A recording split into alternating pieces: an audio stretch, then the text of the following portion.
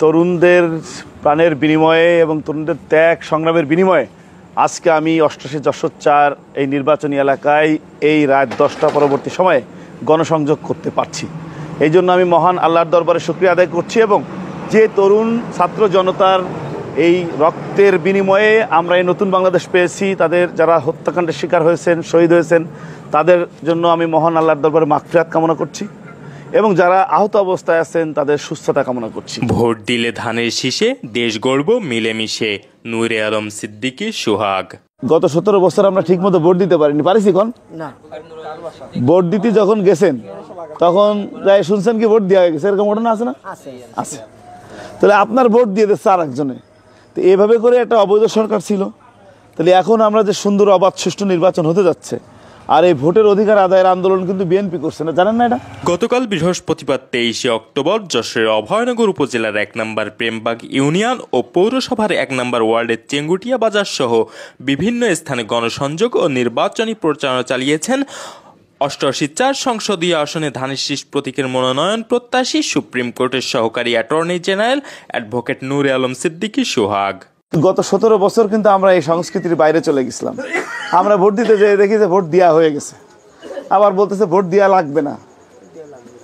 দেশের প্রধানমন্ত্রী হয়ে গেছে, রাষ্ট্রপতি হয়ে গেছে, সে নিজের ভোটও নিজেও দেয় নাই। বিনা প্রতিদ্বন্দ্বিতা 153 জন নির্বাচিত হয়ে গেছিল এমপি, মনে আছে 2014 সালে। 18 সালে কি হলো?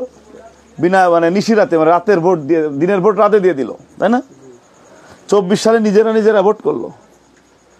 14 সালে তো দেখছেন যে ভোটের মাঠে যেই কয়টা প্রার্থী বিনা প্রতিদ্বন্দ্বিতায় নির্বাচিত হয়েছে তার বাদে অন্য যে কেন্দ্র আসনগুলো আছে সেখানে কিন্তু দেখছেন যে কুত্তা ছিল মাঠে, তাই না? ভোট দিতে গেছেন, কোনো ভোটার নাই, কিন্তু কুত্তা ছিল। এটা কুত্তা মার্কা নির্বাচন বলে। সময় তিনি বলেন, বিগত ফ্যাসিস্ট সরকারের আমলে দেশের সর্বস্তরের মেরুদণ্ড ভেঙে গেছে, দেশকে নতুন করে সাজাতে হবে। তাই আগামী নির্বাচন অত্যন্ত গুরুত্বপূর্ণ। দেশকে গোছানোর কাজে অংশ নিতে প্রতিটি ভোটারকে ভোট কেন্দ্রে গিয়ে ভোট দিতে হবে। দেশকে স্বনির্ভর করে গড়ে তুলতে হলে ধানের শীষ প্রতীকে ভোট দিয়ে বিএনপিকে ক্ষমতায় আনতে হবে। তিনি আরও বলেন, জুলাই বিপ্লব সংগঠিত না হলে আমাদের দেশের স্বাধীনতার সার্বভৌমত্ব বিকিয়ে যেত।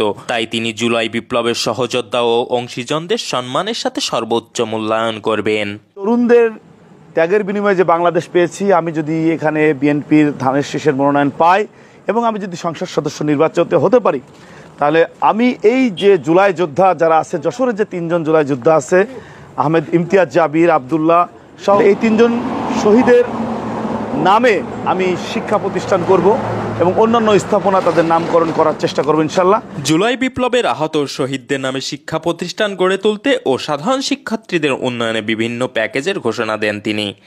এ সময় তিনি উল্লেখ করেন, বাঘারপাড়ায় আমি একটি কলেজের সভাপতি।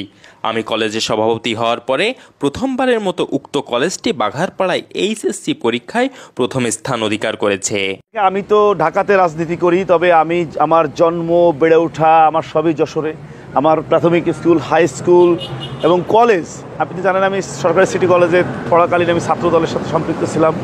আমি সক্রিয় রাজনীতিতে অংশগ্রহণ করেছিলাম। আমি মানুষের কাছে, সাধারণ মানুষের কাছে একটু কম পরিচিত হবে, এটাই স্বাভাবিক।